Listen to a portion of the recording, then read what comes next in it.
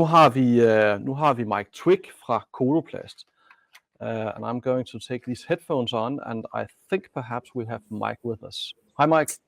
Hi there. Can you hear me okay? Oh yeah, we hear you okay, and we can see it's sunny where you are right now. Yeah, just who's afraid of the dark? So yeah. Okay, excellent. I'm sorry because we are running a little bit late, and that's not your fault at all, but because we got caught up in the talk here. But Mike, take it away. That's okay, and I'm known for talking quickly, so I can probably give you some time back. So yeah, good morning everybody. I'm here to talk for the next around 20-25 minutes on my experiences and reflections over the past 10 years of security in the enterprise in Denmark. As said, I work for Coloplast. That is for those of you who don't know Coloplast, that is a medtech company. We're about 15,000 employees. We have about 150 locations in 60 plus countries. But just to be clear, although I work for Coloplast and my thoughts and reflections are formed while I've been at Coloplast, these are my thoughts and reflections, so not necessarily Coloplast. With that said, let's jump in. So a little bit about me and why you have an English guy stood in front of a Danish forum presenting. It is true, I am English, and I do live in the UK now, where it is, for a change, sunny. I have spent most of the last 20 years living in Denmark and southern Sweden, which does mean that I should speak more Danish than I do. But those of you that know me will know I have a remarkable lack of talent on picking up spoken languages. I have a background in software development and got a degree in software engineering.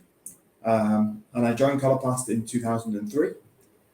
I've had several different positions, been stationed in the USA and weirdly as an expat in the UK for a time as well. I am currently responsible for Coloplast operations support function, which covers all our back-end system operation and availability. In that regard, it also means I have the operation responsibility for the company's IT security posture.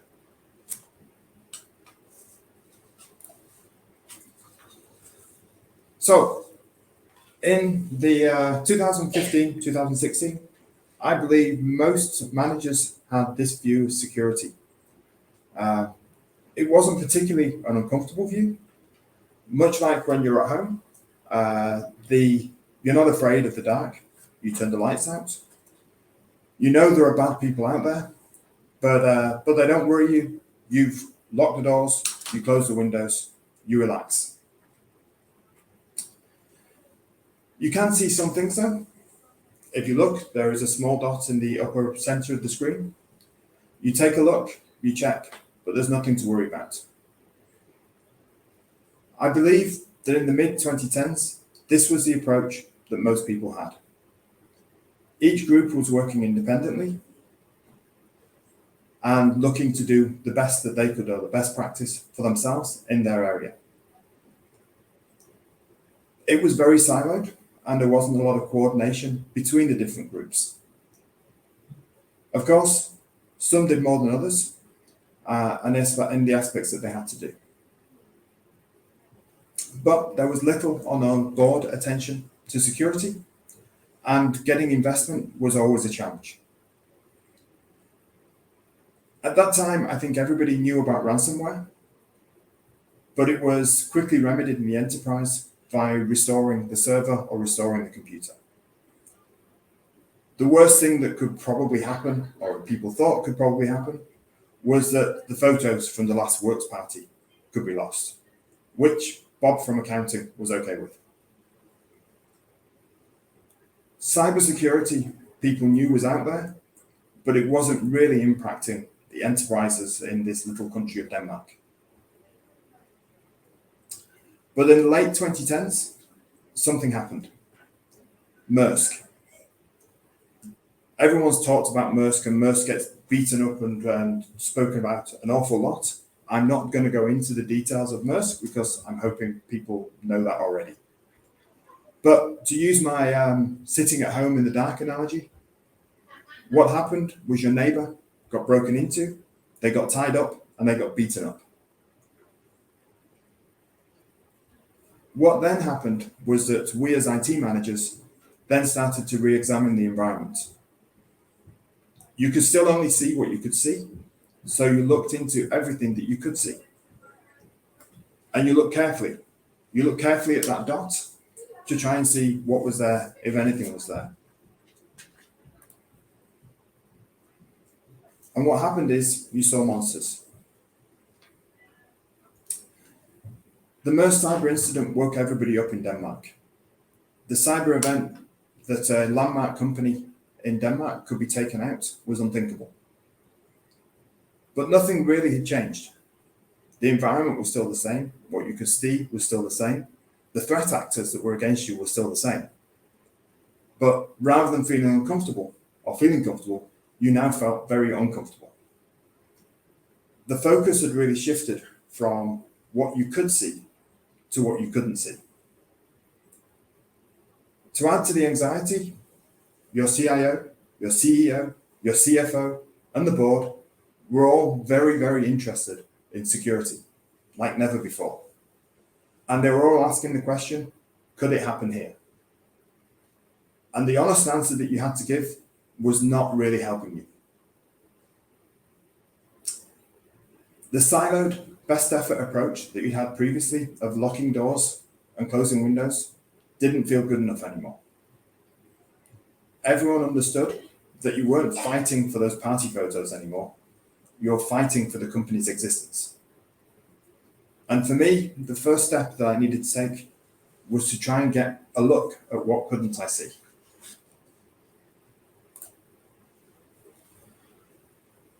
Almost immediately after Maersk, I started getting phone calls and emails from all kinds of companies with interesting names and even more interesting spelling, telling me how their cloud-based big data, AI, machine learning algorithms could protect me from all security threats in the world.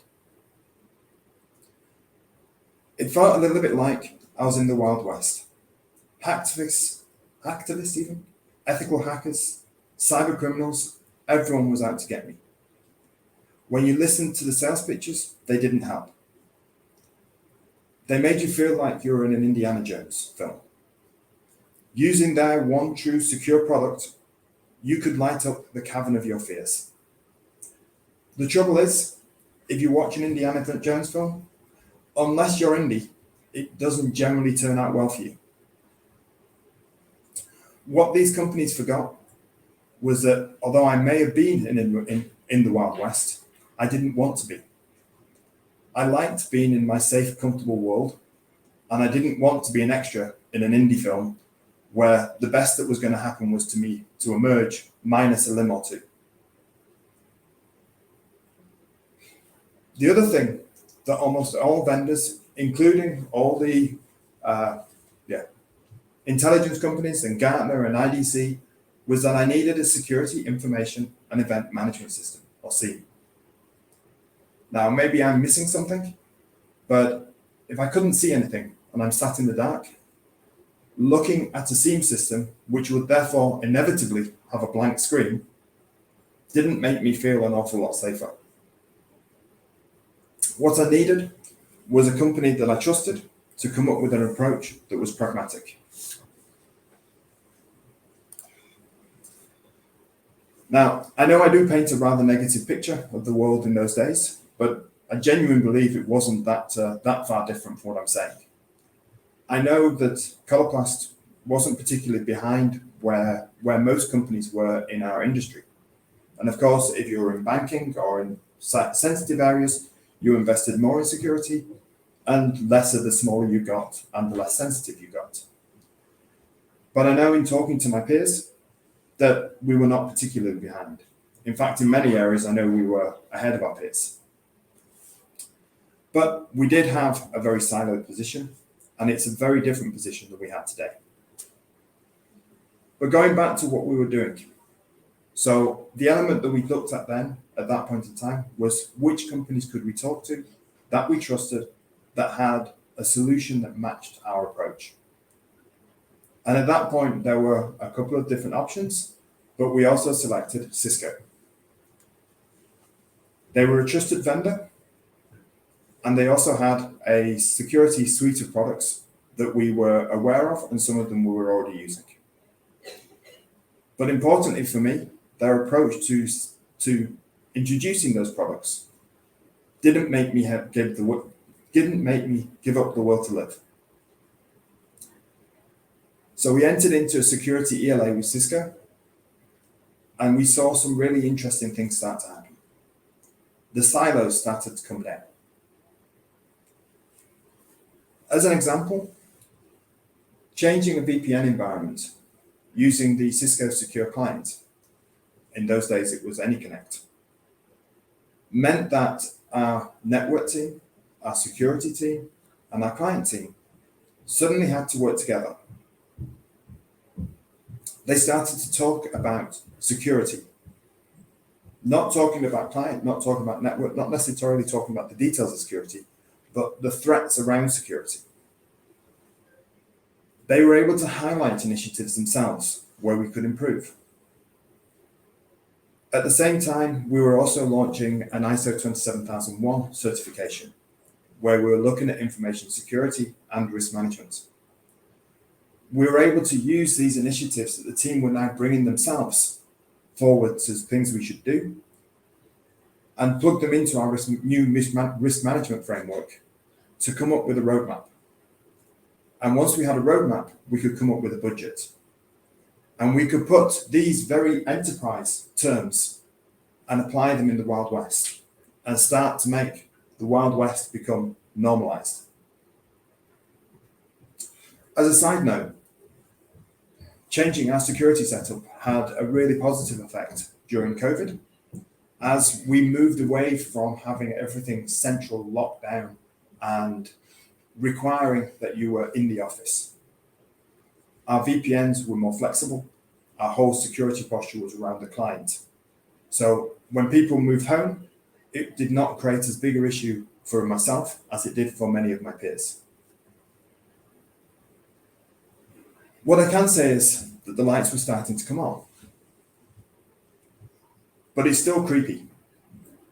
And there's still a lot to do. And it still didn't make me sleep that much better at night. And once again, the seam sellers were coming round, telling me how their one true ring was the thing that I needed. But I was still unconvinced.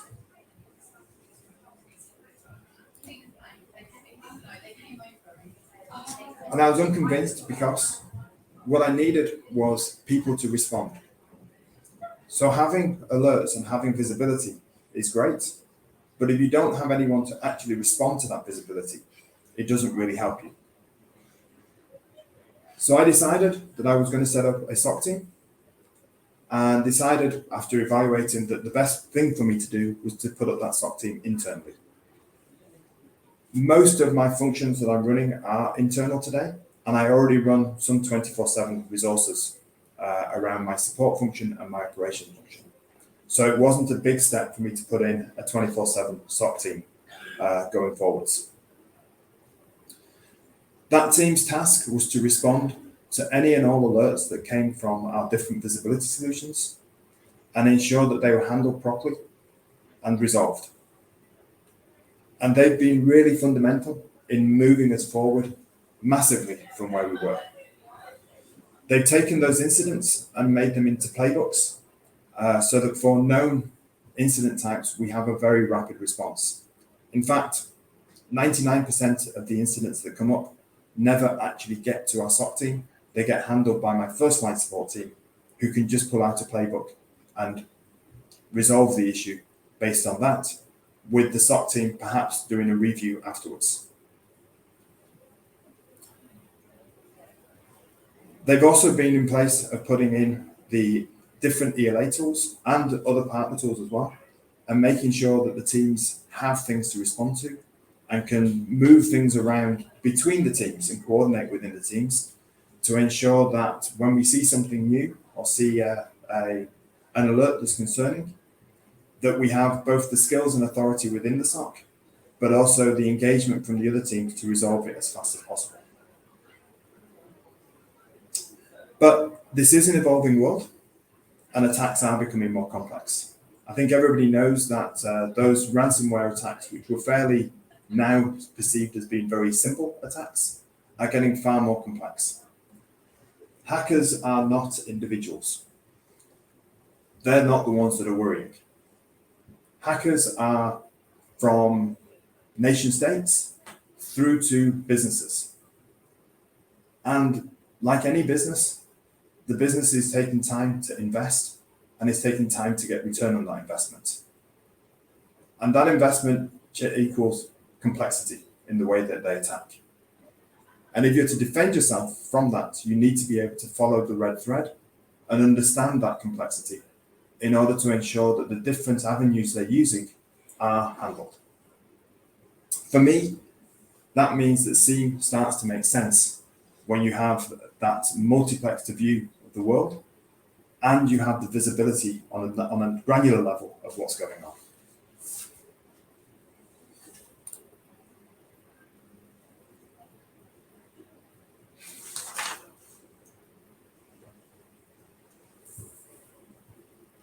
And I've lost my place. Just 1 second, sorry. So this is where I would like to be in the world.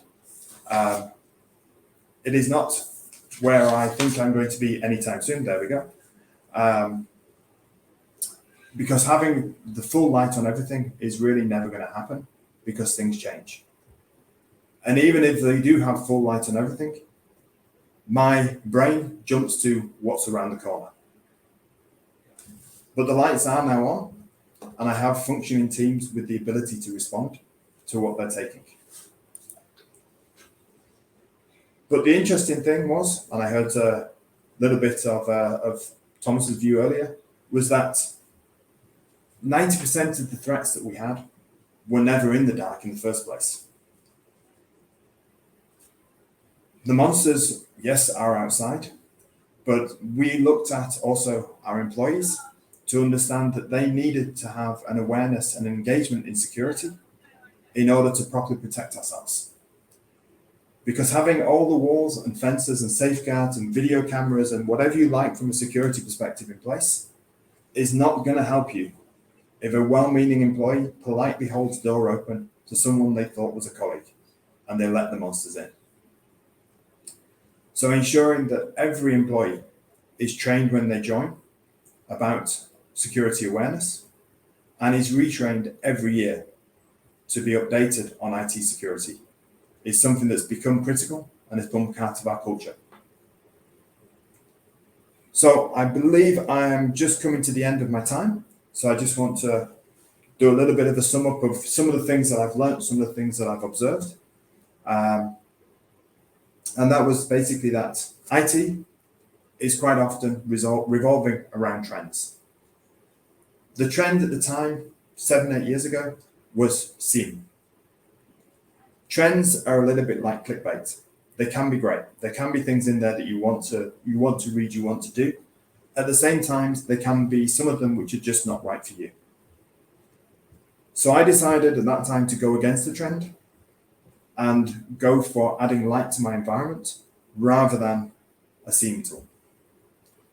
I also decided that trusted vendors that were already in my environment would give me a faster adoption and would allow me to move in a safer way forward over and above new tech that was suddenly introduced on the market or suddenly visible on the market. That for me meant increasing my investment in Cisco. I also realized that breaking down the silos between different operating environments was key to actually getting a sensible security posture. But was pleasantly surprised that by implementing security tools, we saw automatically that those silos broke themselves down. I decided very, very early on that I didn't want to protect against everything. You have to, or I felt I had to figure out what was my maximum event. I can't protect against nation states. Limitless funds is not something I can go against. If somebody wants to get in, they will get in. There is nothing I can do about it. What I can do is make it as unattractive as possible to make that business case that I know cyber criminals are working against as unattractive as possible to attack me. I also want to make it as hard as possible for our employees to do a stupid breach. And to me, a stupid breach is when somebody releases data or lets somebody in, and we want to try and do through alerts, through messaging in the email, to try and tell people that what they're doing might not be the brightest move in the world, and perhaps they could reconsider. And finally, I also realize that I'm only right until I'm wrong, and that being compromised is something that sooner or later will happen. And many people will say, you are already compromised. If you don't know it, if you don't understand that, you just don't realize it's happened. And to an extent that is true. You can see that there are threats, there are incidents that occur. The idea is to be able to pick them up, to see them, and to handle them as quickly as possible, and to not be afraid of the scary monsters. With that, I think that was my time. So I can hand back, and if there are any questions. Thank you so much, Mike. Yeah, there are. And one of the things is that Thomas mentioned in his presentation the need to include HR in, for instance, awareness training and the design of the whole security approach. Was this a factor that you included as well? Sorry, you dropped out for the first minute, so I didn't hear the whole question. Could you repeat that for me? I'll try again. I'm not sure if my mic is a little bit strange. I can hear you now. You can hear me now. Excellent. Yep. Sorry about that. Thomas mentioned in his presentation the need, or rather say it could be a good idea to include human resources in the design and implementation of security policies in the company. For instance, when you have awareness training and stuff like that. Was this a factor that you included in your planning as well? Yes, so we've had both our human resources involved as well as our legal teams involved in helping us set up both the CETA programs, as well as the CETA, is our training program, as well as our policies that we established. We also moved our policies out. Just historically, policies were owned under the operations and support group, and we created a dedicated InfoSec group that is owning policies and make sure that they're continually updated. Okay. Have you evaluated on the cooperation with legal and HR, and have you identified points that you would like to improve upon in the future? Yes, so we have, as I touched on a little bit, we have implemented the ISO 27001 framework and received certification on that. And as part of that, we're going through continual improvement, where we're consistently assessing where we are strong, where we are weak, and what we can do to address those elements. Also in the relationships with our colleagues in different groups. Another thing is that you said that you have to take into account that sooner or later there's going to happen a security breach of some kind in the organization. Nevertheless, this is still some sort of a taboo. So how have you discussed this with your management team? How do you prepare the organization that this might happen someday? I think that it's the start off is that I'm fortunate that I work in a company where we talk about taboo topics quite a lot in the intimate healthcare, and the first thing about taboo topics is to not be afraid of them and talk about them. So being honest and upfront and playing it as it is, I think there's a lot of fear around saying the truth, and the fact is that no matter how much money is thrown at the area, you cannot protect yourself against this, and the unknown can happen. But that comes into storytelling to people to understand that, using analogies like driving a car and other things of why you have car insurance. So those things have really helped. And then going through playbook approaches. So having a framework, you don't know what an incident might be when it comes, but you can have a response group ready of saying, what would you do if something important happens or something significant happens? So having that group in place with predefined playbooks of how they communicate and how they would initiate investigations is something that we put in place. Okay, and you have to realize that you can only prepare so far, and there will still be unknown unknowns. Like I think it was Rumsfeld who put it. Yeah, the known unknowns and the unknown unknowns. Exactly. Okay, thank you so much, Mike, and thank you for giving me a few extra minutes to ask some questions to you, and that was very kind. And if you have questions for Mike, then please post them in the chat, and then we will pass them on to Mike, and then we will see what's what.